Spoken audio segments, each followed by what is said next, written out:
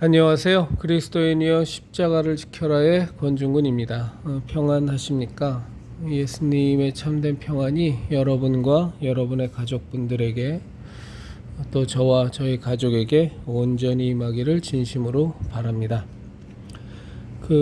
버킷리스트라는 단어 아실 거예요. 그러니까 죽기 전에 꼭 해보고 싶은 나만의 소원, 그런 것들을 이제 리스트해서 꼭 죽기 전에, 일상 떠나기 전에 꼭 해보자, 뭐 그런 거죠. 뭐 그건 사람마다 다 다양할 수 있습니다. 제가 오늘 이 말씀을 드리는 이유가 김정숙의 버킷리스트의 진실인가 하는 책이 나왔어요. 그래서 그것과 관련된 내용을 좀 접했는데, 그러니까 대통령 영부인이라는 본인의 지위, 그리고 정말 어떤 국가적인 퍼스트 레이디라는 이름이 가져다주는 어떤 국가에 대한 어떤 책무, 뭐 이런 것을 완전히 저버리고 김정숙이란 사람이 참 별짓거리 다 했잖아요, 그렇죠? 이 가장 최근에 이 코로나 바이러스 이 시국에 오미크론 확산돼서 막 환자 수 폭증하고 있을 때 누구도 이해하지 못하는 이집트 국빈 방문해서 굳이 뭐 그쪽에 관광청장이 요청했다는 핑계를 대고 가서 꼭 피라미드 보고 오고, 그 다음에 뭐 인도에서 타지마을 구경하고 오고, 뭐 캄보디아인가요? 캄보디아 맞죠? 거기 가서 또 앙코르와트 유적 보고 오고, 또 체코나 노르웨이 방문해 갖고 이제 그런 것들이 원래 그 나라하고 협의돼서 진행된 본래 스케줄과는 전혀 다르게 김정숙이가 요구해서 우리나라 겉으로는 청와대가 요구돼서 이렇게 다 변경이 된, 그래서 굉장히 많이 비판을 받았지 않습니까? 무슨 본인이 평소 때 가고 싶은 여행지 다 다닌 거냐? 뭐 그건 그렇다고 치고요. 뭐 원래 두 사람이야 뭐 대통령이나 영부인이란 이름 자체가 정말로 부끄러울 정도로 국민으로서 어떻게 참 저런 것들이 대통령이고 영부인일까 하는 생각이 이 대한민국 국민으로서 참 수모스러웠으니까, 뭐 뭔 짓을 하든 뭐 김정은이 앞에서 노래에 맞춰서 엉덩이 춤까지 춘 여자니까 뭐 뭘 더 바라겠어요. 그러니까 그렇게 살다 죽으라고 하고, 제가 이제 이 버킷리스트 얘기를 드리는 이유는 이제 우리들 그리스도인들에게도 버킷리스트들을 갖고 계신 분들이 많아요. 전 버킷리스트를 갖고 있는 것이 조금도 잘못됐다고 생각하지 않습니다. 저는 뭐 사실은 별로 그런 건 없어요. 그러니까 여행도 좀 많이 다녀본 사람이 여행의 맛을 알 텐데, 이렇게 별로 어려서부터 뭐 여행도 많이 안 다녀봤고, 그래서 이렇게 여행 가는 거에 대한 즐거움도 잘 모르겠어요.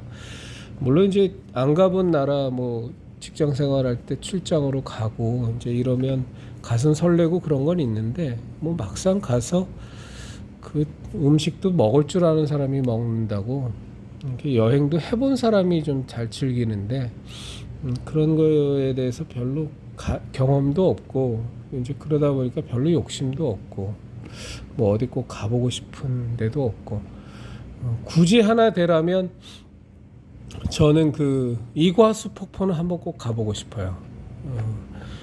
그게 브라질하고 어딘가요? 중남미에 있는 나라하고 두 나라에서 이렇게 볼 수 있다 그러는데, 정말 형편이 허락되면 이과수 폭포 어마어마하다 그러더라고요. 그거 보고 나이아가라 폭포 보면 애들 장난 같다 그러던데, 이과수 폭포 가보고 싶은 이유는 예전에 미션이라는 영화가 있었어요. 예수의 얘기를 다룬 건데 그때는 뭐 잘 몰라서 미션이라는 영화가 얼마나 이게 신앙적으로 참 잘못됐는지도 그때는 판단 능력이 없어서 그냥 이렇게 봤는데, 거기에 그 이과수 폭포가 나오거든요. 그 어마어마한 그 규모에 이제 놀라서 언제 한번 기회 되면 한번 가보고 싶다. 뭐 이런 생각을 제가 가졌던 적이 있고 지금도 뭐 갖고 있습니다. 그런데 뭐 만약에 그거를 내가 못 보고 죽는다면 뭐 가슴에 한이 맺힐까 생각해 보면 그런 건 없습니다. 뭐 몇 가지의 버킷리스트는 좀 거창하고 뭐 몇 가지 있긴 한데 뭐 바라는 게 뭐 제일 큰 바람은 그 정말로 우리 나와 아내가 또 우리 아이들이 진정한 그리스도인이 되어서 하나님 뜻대로 정말로 먼저 그 나라와 그 의를 구하며 하나님 기쁘시게 하고 또 정말로 진짜 믿음 갖고 하나님 뜻대로 하나님의 사랑을 머리로만이 아니라 삶 속에서 그분과 함께 동행하는 것을 너무 긴밀히 좀 정말로 그렇게 살다가 예수 그리스도의 그 십자가 대속의 은혜를 통한 그 놀라운 은혜와 그 하나님의 사랑에 그냥 푹 잠겨서 저와 아내와 우리 아이들이 살았으면 이제 그런 바람은 진실로 있는데 또 사실은 그럼 너가 십자가를 정말 예수님이 주신 십자가를 지고 정말 지금 그렇게 기쁘게 감사하게 하나님의 길을 갈래? 라고 하면 가야 된다는 마음은 있는데 자신감은 진짜 없죠. 이게 솔직한 뭐 제 심정입니다. 우리 아이들이 참 잘 됐으면 좋겠다는 건 있습니다. 우리 큰 딸은 이제 배우가 되기를 희망하니까 관련 학과도 거기를 나왔고 요번에 이제 졸업했는데 또 우리 아들은 또 건축학과 지금 이제 대학생인데 또 우리 막내는 또 막내대로 또 굉장히 또 하나님이 귀한 탤런트들을 걔한테 많이 주셨어요. 그래서 우리 아이들이 정말로 하나님이 주신 탤런트를 갖고 본인들이 정말 하나님 안에서 기쁘게 세상적으로도 무시당하지 않고 귀하게 이렇게 세상에서 넉넉히 승리하면서 참 잘 살았으면 좋겠다. 무엇보다도 진정한 그리스도인이 되어서 나처럼 이렇게 젊은 시절을 좀 허송세월하지 않고 하나님 안에서 참 귀한 신앙인들이 됐으면 좋겠다라는 바람은 있죠. 그냥 제 얘기를 하다 보니까 좀 얘기가 길어졌는데 오늘 이 버킷리스트를 말씀드리는 이유는 여러분들에게 좀 여쭤보고 싶어요. 우리 형제 자매님들은 천국에 대해서 어떻게 생각하고 계시나요? 혹시 이제 영원히 사는 삶이니까 혹시 좀 지루하다 할 것 같다라는 생각을 갖고 계시지는 않나요? 또는 우리가 이 땅을 살면서 막 되게 행복할 때 있잖아요. 너무 기쁠 때, 막 팔짝팔짝 뛸 만큼 좋을 때, 이제 그것만 딱 떨어뜨려 놓고 생각한다면 이제 그 순간보다 천국에서의 삶이 아무래도 좀 덜 재밌고 덜 행복하고 덜 익사이팅 할 것 같은, 좀 덜 행복할 것 같은. 그러니까 우리가 이 땅을 살면서 아주 즐겁고 행복할 때 그때와 비교하면 혹시 좀 그런 생각을 갖고 계시지는 않으신지. 저는 그런 생각을 많이 갖고 있었어요. 많이 갖고 있었는데 요 몇 년 전서부터 조금씩 바뀌어요. 내가 창조의 하나님, 진정한 기쁨을 주시는 하나님, 진정한 즐거움을 주시는 하나님, 우리 인간이 가질 수 있는 참된 기쁨과 참된 평안과 참된 즐거움, 그리고 그 놀라운 창조의 하나님에 대해서 너무 모르고 있다라는 생각을 요즘 많이 합니다.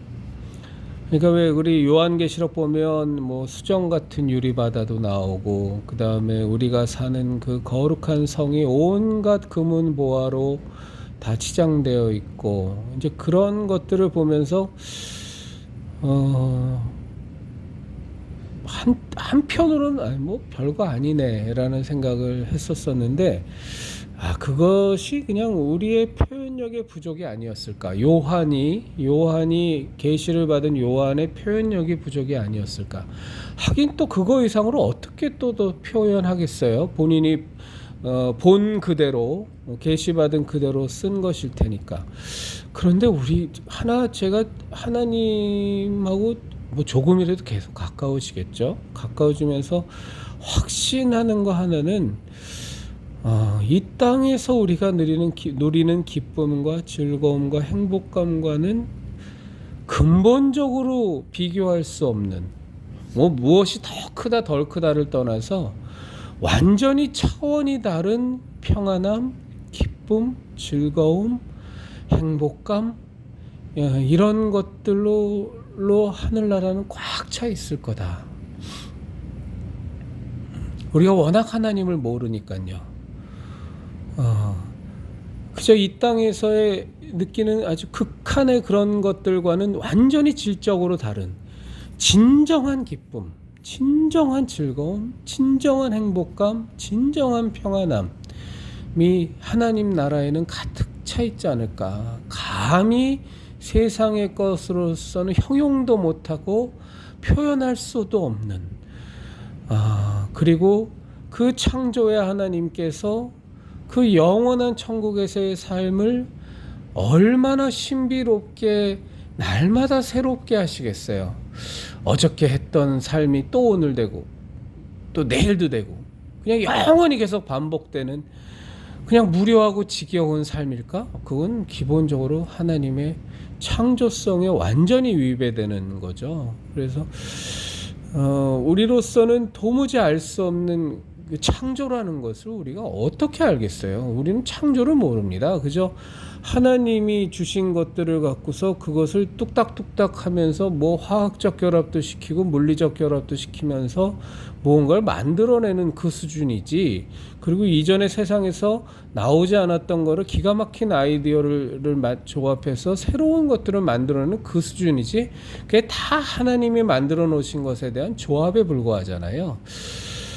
그런데 진정으로 창조하시는 그 창조의 하나님이 직접 주관하시는 그 하늘나라의 삶은 얼마나 신비롭고 얼마나 새로울까를 이렇게 조금씩 생각해보고 조금씩 믿어지게 되고 조금씩 기대하게 돼요. 그래서 참 천국이라는 것이, 영원하다라는 것이 이 세상에서 그냥 얼핏 줄 수 있는 어떤 지루함, 반복됨, 이런 거하고 완전히 다르겠구나라는 생각을 갖습니다. 제가 이런 생각들을 점점점 더 갖게 되니까 이 버킷리스트들이 점점 더 없어져요. 한 번은 뭐 기회 되면 보고 싶은 이구아스 폭포, 그거 뭐 보면 뭐 하겠나.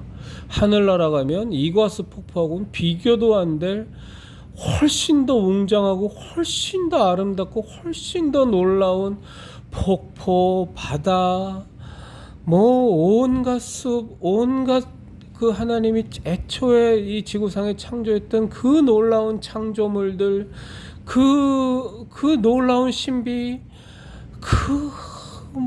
그 아름다운 구름도 우리가 가끔 가다가 정말 하늘에 노리진 되거나 이렇게 그럴 때 그 하나님이 창조하신 햇빛이 구름에 쫙 반사되면서 막 구름이 기기묘묘한 그 모양을 떼도 너무 아름다운데, 하나님이 이 땅에 창조하신 저는 뭐 높은 산도 안 올라가 봤지만 뭐 한 1000m 되는 산만 올라가서 참 풍경을 지켜봐도 너무나 아름다운데, 너무나 참 마음이 뻥 뚫리는데, 하물며 하나님께서 직접 주관하시고 직접 주재하시며 우리와 함께 계신 그저 천국에서의 풍광은 얼마나 아름다울까.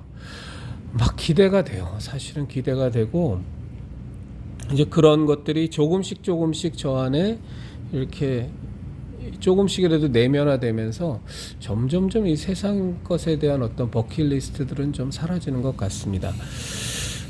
제가 그 보면 우리 같은 크리스찬이라고 그리스도인이라고 하시는 분들 중에도 되게 그 버킷리스트가 많은 분들이 많아요. 이 세상에서 꼭 이건 해봐야지. 이건 꼭 해봐야 돼. 절대 양보할 수 없어. 이건 꼭 먹어봐야 되고, 여기는 꼭 가봐야 되고, 이거는 꼭 내가 성취해야 되고, 전 그런 것들에 대해서 나쁘다고 보진 않아요. 나쁘다고 보지도 않고, 그건 뭐 그 사람이 자유스럽게 누릴 수 있는 영역이니까, 그리고 자기의 도전하는 분야니까 그렇게 사시면 되겠지만, 하나 이제 제가 좀 꼭 말씀드리고 싶은 건 뭐냐면, 하늘나라에 대한 하나님과 함께 사는 영원한 저 천국에 대한 기대감이 혹시나 좀 부족한 것이라면 우리가 그 부분에 대해서 많이 좀 묵상하고 많이 좀 생각해 봤으면 좋겠어요. 정말 하늘나라는요, 무지무지 좋을 것 같아요. 그거를 제가 제 영적인 수준이라는 게 너무 뭐 그렇다 보니까 어떻게 말씀을 드리지 못하겠어요. 근데 정말 바울 같은 사람이 하나님의 은혜 받아서 이렇게 보고 왔던 그 3층 천, 그러니까 천국이죠. 그거에 대해서 참 형용할 수 없는 아름다움, 기쁨, 즐거움, 감사함, 이런 것들이 많이 있을 것 같습니다. 그래서 우리가 버킷리스트도 참 소중하지만 그건 못지않게 우리가 언젠가는 반드시 갈 하나님의 품 안에서 하나님과 함께 동행할 그 천국에 대한 사모함을 좀 많이 가졌으면 좋겠다. 많이 좀 묵상했으면 좋겠다. 이제 그런 생각을 갖게 됐습니다. 저는 참 그 안타까운 것, 이건 좀 다른 신앙적 내용인데 참 안타까운 게 뭐냐면 우리가 이렇게 여러분 기복신앙이 왜 좋지 않다고 생각하십니까? 여기서 말하는 기복이라는 건 예수 그리스도의 팔복을 얘기하는 것이 아닙니다. 세상적인 복을 구하는 그 기복신앙이 근본적으로 뭐가 문제라고 생각하시는지 한번 여쭙습니다. 제가 오늘 언뜻 하나님께서 그것에 대해서 저한테 알려주셨어요. 기복신앙이 갖고 있는 정말 심각한 문제. 그게 뭐냐면요.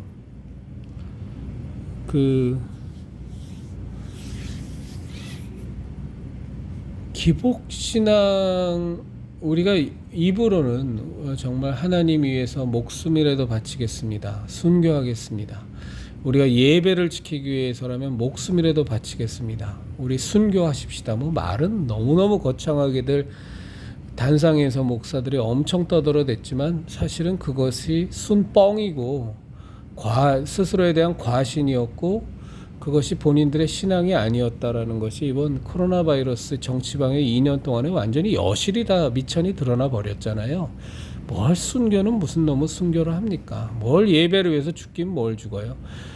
정부에서 문 닫으라 그러니까 다 자물통 걸어 잠그고 인터넷 예배나 드리면서 다 그냥 이것이 대의를 위한 거고 이것이 이웃을 위한 거라는 말도 안 되는 헛소리 짓거리면서 예배당 문 다 걸어 잠궜잖아요. 이 기복신앙이요, 세상의 복을 구하는 신앙, 그것을 하나님께 구해서 하나님은 무엇이든지 다 구하라 하셨으니까 이제 그것에 기초해서 세상의 복들을 구하는 것들이 우리의 신앙의 중심이 되어버리면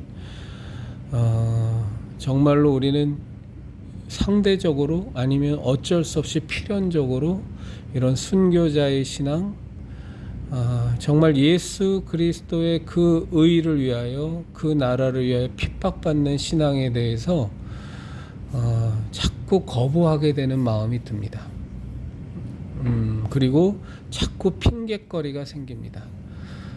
그건 어쩔 수가 없습니다. 왜냐하면 우리가 그리스도인으로 살면서 저는 순교자만이 훌륭하다라는 말씀을 드리는 것은 결코 아닙니다. 그러나 정말로 순교를 할 수 있는 그런 은혜를 받는다는 것은 사실 일반적인 저희들 같은 그 성도들로서 모두가 다 누릴 수 있는 그 큰 은혜가 아니잖아요. 근데 순교까지도 할 수 있는 예수 그리스도의 이름과 그 은혜와 하나님 아버지의 사랑과 그 진리됨, 그 유일한 진리됨을 위해서, 유일한 구원을 위해서 순교까지라도 할 수 있는, 그것을 마다하지 않는 그 신앙이 얼마나 깊겠어요.